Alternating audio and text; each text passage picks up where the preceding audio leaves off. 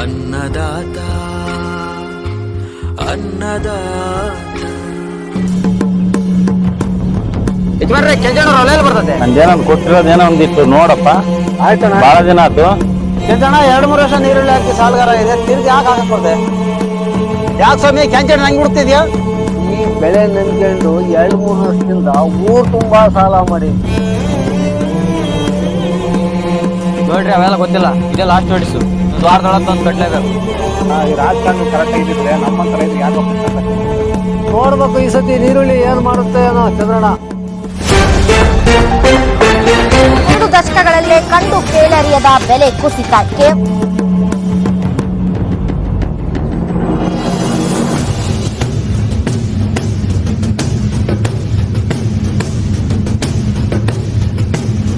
ರೈತರು ಸತ್ರೆ ಯಾವ ನಾಯಿನೂ ನಮ್ಮ ಮನೆ ಮುಂದಕ್ಕೆ ಬರಲ್ಲ. ನಮ್ಮ ರೈತರ ಜೀವನಕ್ಕೆ ಬೆಲೆ ಇಲ್ವಾ? ನಿಮ್ಮಂಗೆ ಏನಾದ್ರು ನಾವು ಬೆಳೆದ್ರೆ ಬೆಳೆಗೆ ರೇಟ್ ಏನೋ ಫಿಕ್ಸ್ ಮಾಡಿದ್ರೆ ನಿಮ್ಮ ಪರಿಸ್ಥಿತಿ ಏನಾಗ್ತಮ್ಮ ಗೊತ್ತೇನ್ರಿ?